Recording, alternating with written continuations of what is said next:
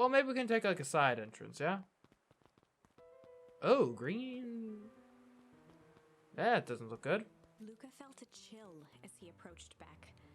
Her eyes were locked on the strange green liquid. The nearby grass was coated in a fine layer of frost.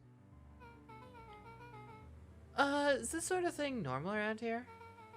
Because puddles of glowing ooze are definitely not what I expected from this place. I have no idea what that stuff is. Well, the next step is science! And what does science suggest? Poke it with a stick. Luca watched as Beck dipped a broken tree branch into the goo. Beck's eyes widened as flowers grew from the dead wood. Oh, interesting. First small buds, which quickly bloomed into vibrant petals. What the? Cool! As quickly as they had grown, the flowers began to shrivel and turn gray. Beck dropped the stick with a grunt of disgust. Okay. So the science tells us this gunk is weird as hell. Yeah, it seems dangerous. Oh, hi. Hey, Tush, look what the cat dragged in. Yep. I don't have time for this right now, Iggy. Ah, don't say things like that. It hurts Tish's feelings. Ain't that right, Tish? Yep. She looks fine to me.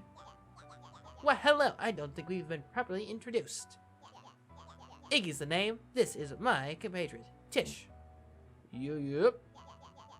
You've probably heard of us. Can't say I have. I'll forgive you just this once on account of you being new around here. Why would you hang out with this dud? Oh, he seems pretty alright. Iggy, why do you have to be so... you? Has he even told you about his parent? About that his parents skipped out on him? Shut up. It's true, they got tired of having such a pathetic kid and left him. Iggy, I'm only gonna say this one time. Don't talk about my family. Ha! Well, look who's grown a backbone now that the girl's around. First his pops croaked, then his mom finally couldn't take it anymore and bounced. You're gonna get it, Iggy. Step towards Luca, his sneer lit by the glowing puddle. Beck could see tears welling in Luca's eyes, his fists clenched. Some things about Beacon Pines were very different from the city, but a bully from a hayseed town is really no different from a city bully. Beck took a deep breath and thought. Well, time to bust out the tickles or the strange. Ooh. Let's bust out the strange. Let's go. Well, Let's get weird. Time to bust out the strange. All right, Luca. Looks like you need a little mud bath. What's wrong with you, new kid? We're about to pound your friend. Beck stared in silence, the only sign of life being the twitch of an eye. It's weird when people don't talk. Yep. Stop being a weirdo. Hello? You some kind of wackadoo? Makes sense, wackadoos traveling packs, eh, Dad? At the sight of Iggy taunting Beck, something in Luca snapped. Iggy's smirk shifted to a look of shock as Luca launched himself into his stomach. Ah! Iggy's Oh! hands were drenched in the glowing ooze. That could be bad. You jerk, my clothes are ruined. I'm gonna... His voice began to slur as he struggled to get up. Struggle. I don't feel so good. Oh! I'm sorry, I just... Oh, shit! Yep. Well then. That was intense. Iggy's gonna be okay, right? Nothing about this seems okay. The person at the warehouse. This strange ooze and what it did to Iggy. Was Rollo caught up in all of this? We have to find Rollo. You took the words out of my mouth.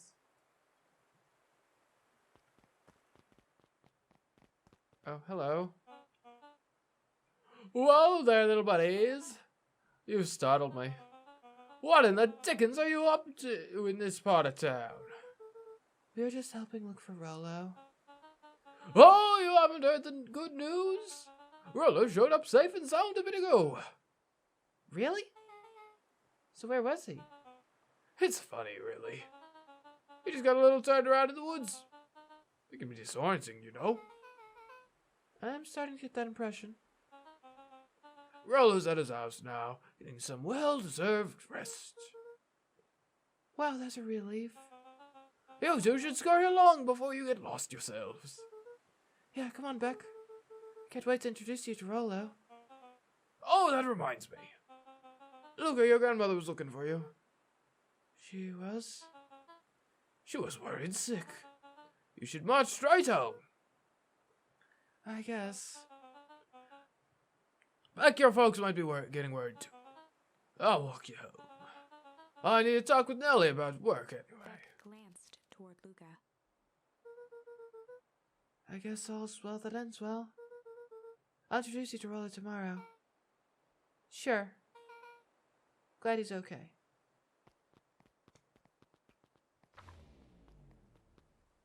Rollo was safe. Allegedly. A wave of relief washed over Luca, which was quickly replaced by a sense of dread. Gran is going to kill me. If he hurried, he might just make it home before sundown. Chapter 4. Our harvest awaits. Luca took a deep breath and gingerly opened the door, steeling himself for Gran's wrath. Yeah. This'll be bad. Gran?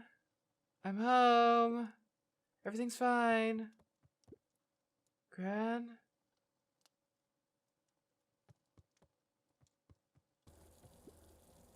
Gran? How is it supposed to go anywhere? I was just helping look for Rollo. She hasn't turned off the faucet or closed the fridge. Huh. Not out gardening. I guess that means she must be upstairs, yeah? Gran! Roxy came over. She was worried about him. So I figured you wouldn't mind if I helped look for him.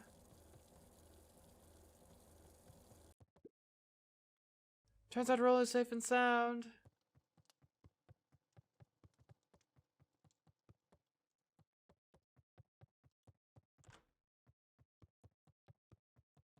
Luca was alone. Huh. The house was empty. So Gran's not back yet. I guess that's a good thing. Nothing to do now but sleep, I guess. Luca was sitting by the pond, What? listening to small waves lap against a rock. Guess this is a dream His sequence. father sat in a folding chair in front of him. Without turning, he spoke. Why don't you grab me some nice bait? Sure thing, Dad. Luca hopped over to the tackle box and popped open the lid. Inside was a rolling, buzzing mass. We're fishing with bees? Luca's father gave a warm chuckle. Well, you catch more fish with bees than honey. Pick us out a good one. That's not the phrase. Luca closed his eyes and plucked out a bee. He could feel its wings struggle between his finger and thumb. Holding it at arm's length, he hurried over. His father deftly baited the hook and examined his work. Interesting choice. With a practiced flick of the wrist, the line buzzed in a graceful arc. The water accepted it without a splash or ripple. This is a real weird dream. The wrong choice, but I respect it. The pond began to freeze over. What? Sometimes we gotta make the wrong choice before we can make it right. Pallid ice propagated across the still surface with an alarming speed. Luca scrambled back as the ground beneath him turned cold. Dad, I don't understand. Sorry, kiddo. Understanding isn't always part of the deal. The relentless ice shot through the fishing line toward his father. Dad, look out! His father casually wound the reel. None of it's your fault, you know. Never was. Dad, we have to go! Luca grabbed his father's shoulders, trying to pull him away. Please, you have to run! The ice crackled as it spread across his father's hands. That's the thing about fishing, Luca. His chest began to crystallize. You toss your hook in, and you never know what you're gonna pull out. Ooh, that's ominous. A shock of searing cold ran up Luca's arms. He gave one last desperate tug. The chair tipped backwards in a single frozen mass. Luca tried to stop the momentum, but it was too late. He watched the icy form of his father slam into the hard ground, shattering into 1,000 pieces that crowded around his feet. Dad, I don't understand. What does all this mean? The gentle rustle of leaves was the only reply. Ah, that is an awful dream. Luca's eyes struggled to focus on the walkie-talkie. Rollo?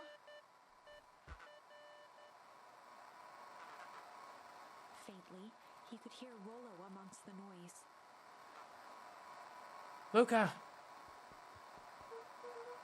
Rollo, is that you? Luca! There? Rollo, it's the middle of the night. Luca, thank God! Listen! I don't know how long this will work down here.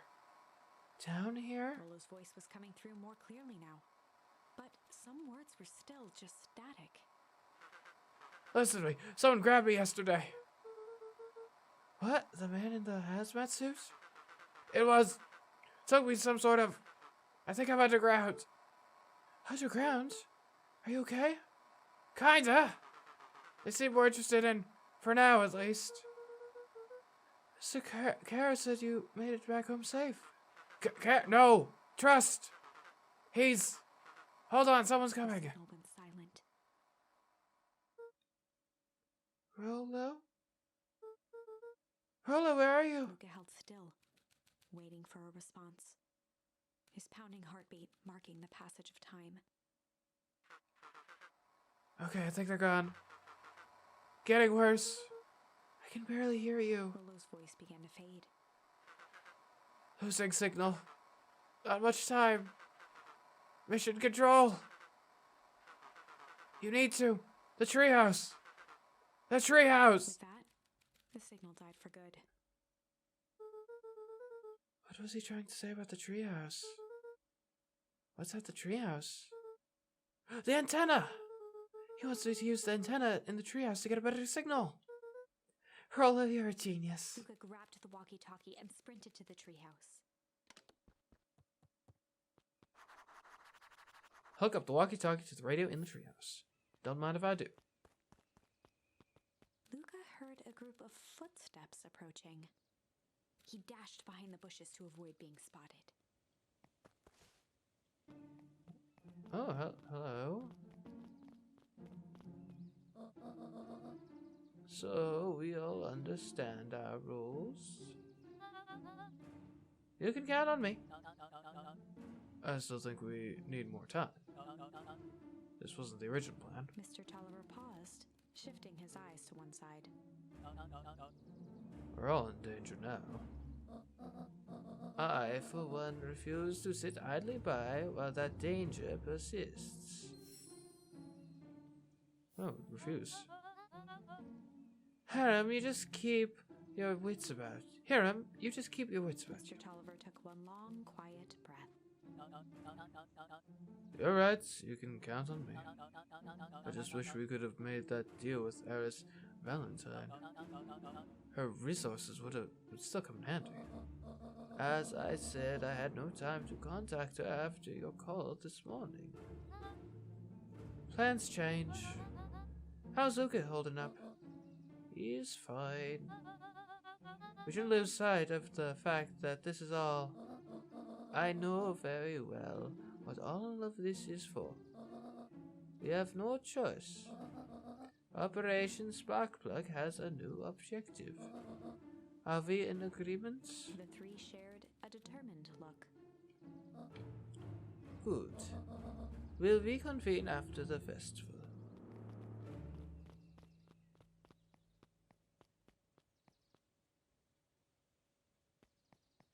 Oh, I thought she saw me for a second. Gran, why are you eating with Miss Fratelli and Mr. Tolliver late at night? Hey, Luca! Ah! Ton, you scared me. How long have you been there? Oh, just a few minutes. Early today I saw Mr. Tolliver and your Gran enter the diner together. When our shift at the newsstand was over, they still hadn't left. So I used the greatest tool of any investigative reporter. Time. When they left, I tailed them here. What do you think they're up to? Whatever it is, they seem organized and determined. They mentioned the festival? Yeah, I heard that too. Has your Gran been doing anything different recently? Anything strange? She had a phone call this morning and rushed out the door. A call from Hiram Tolliver, it seems. She was either furious or terrified. Or both. Look, be careful out there. I think we might be in the middle of the scoop of a lifetime. I will. Aren't you coming out? Nah, I'm gonna stick out here for a bit longer. See ya, Luca. And then he never saw her again. Yeah, just. Hopefully.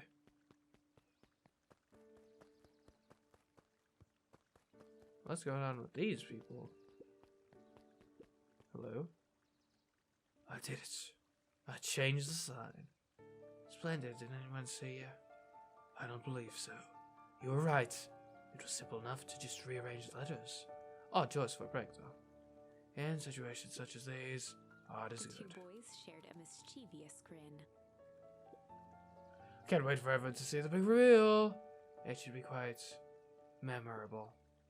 Let's make ourselves scarce for now.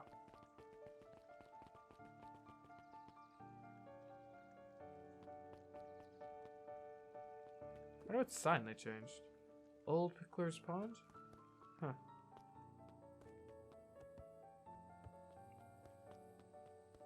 Up we go. Alrighty.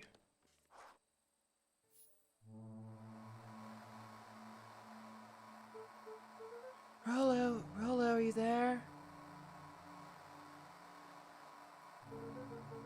I read the treehouse radio. Treehouse down, Rollo. Mr. Kerr said you were alright. What happened out there? Take it, Rollo, where are you?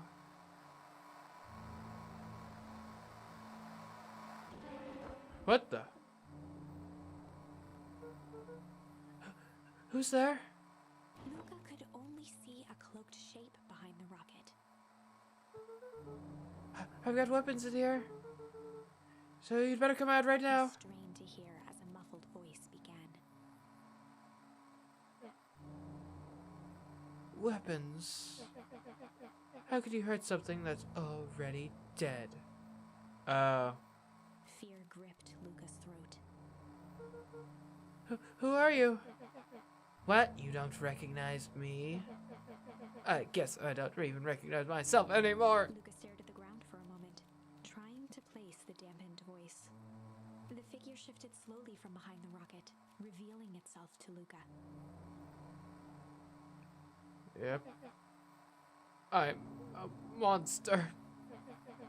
And now they hunt me like the beast I am. Iggy? Luca reached over empathetically.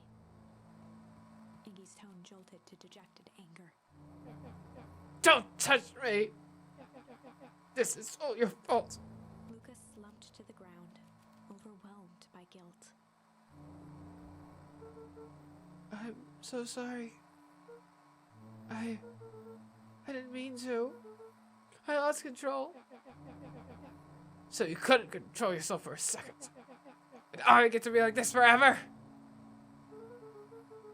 There must be a way to fix this. Oh, you're gonna be my savior? Perfect, little Luca saves the day. With this positive attitude and the power of friendship. None of this matters. There's no time. They're after me. They chased me all through a week, but I only came here to hide. Hide from who? Who's after you? Luca! Luca! Rollo! It's not safe, Luca! Rollo, where are you? The treehouse! I'm at the treehouse, Rollo. Where are you?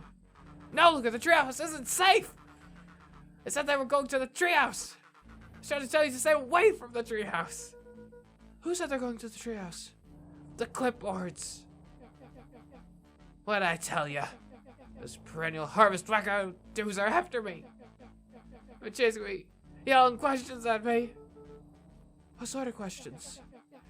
They're saying the same stuff they always do. But it's different now. Less asking, more threatening. We're gonna figure this out, Iggy. Yeah, well, thanks.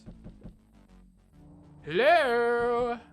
Is anyone present in this arboreal domicile? Crap, they found me. Luca, what's happening? Don't panic. You stay here and I'll see what they want. Oh my. Hello, Mr. Van Horn. We would love to hear your thoughts. Do you have any time for an informal chat? We will be brief. Your time is valuable to us. Be down in just a second. Of course. We have a problem. Look, you gotta get out of there. Who's out there? Is it them? Yeah, it's the Clipboards. A bunch of them. How many? Maybe all of them? And yeah, you're right. They are saying the same stuff, but with the creepy knob cranked to 10. Might young Iggy be present? We would love to hear his thoughts. Run! He slumped to his knees. I don't know what to do. I'm just so tired. Look, what do we do? Luca grabbed the walkie-talkie and headed for the window. Follow my lead. Luca and Iggy climbed up the back of the treehouse to its roof, where Rollo had constructed his MCDC, the Mission Control Defense Cannon. Okay. From behind the crowd of Clipboards, William Kerr strode forward, a warm smile on his face. Oh, is this our last stand? Iggy, there you are. You gave all of us a heck of a scare. Go away, just leave me alone. Oh, I'm sorry, Iggy, but no can do. Don't worry, though. We're here to help. Help? Then why are you chasing me? Luca, can you talk some sense into your pal here? Just look at him. He's not well. What's wrong with him? What'd that gunk do to him? Well, that's a pretty honkin' big question, Luca. All you need to know is that he's sick. He's real sick, Luca. I just need you to let us up there and take care of him. You told me Rollo was okay, and he was back at his place resting. He is! Poor fella, just got a little lost. That's a lie. That is a hurtful thing to say, Luca. I thought we were buddies. Why, 'cause he lets you ramble on like a wackadoo? Nobody likes it, you creep. Kerr's smile faltered. Why don't you pop on down here so we can have a face-to-face? Yelling like this is gonna give us a heck of a sore throat. And who wants that? Luca's grip tightened on the MCDC. What did you do to Rollo, you liar? Oh, shucks, Luca. The only teeny tiny fib I told you was that he was at home. He is resting, and he is perfectly safe. For now, at least. What happens to him next is up to you, Luca. Look around. You're in quite the pickle, and I am the only person in the whole wide world who can help you.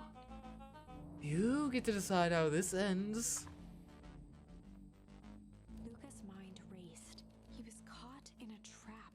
What do you do when there's no hope? Iggy wiped his cheeks with a sleeve. What are you gonna do, Luca?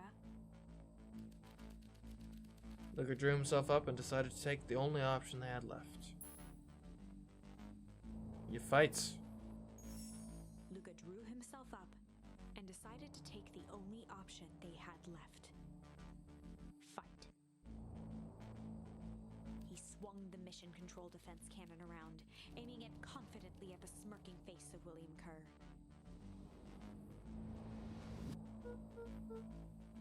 Hey, Mr. Kerr. Luca summoned his most insolent demeanor. Rollo sends his regards. Well. Hey! It was uncalled for. More than a little rude. And just plain unsanitary. Look, I really did think we were good pals. What a shame that it's come to this. Kerr turned his back on the two boys. End this. With a nonchalant wave of the hand, he made his exit. As the clipboards began to slowly advance on the treehouse, Luca looked to Iggy with resignation in his eyes. The end. Oh. That escalated quickly. Maybe discretion was the better part of valor here. Let's put a pin in this for now. Okay, well then. Seems we've reached another bad end.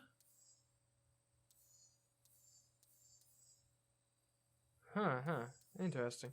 So we could go back and look into some other branches here. But I think if we do that, we will be saving it for later. Because I think that will mark the end of this look at this on the weekend series for now. Very interesting game. Beacon Pines, I think.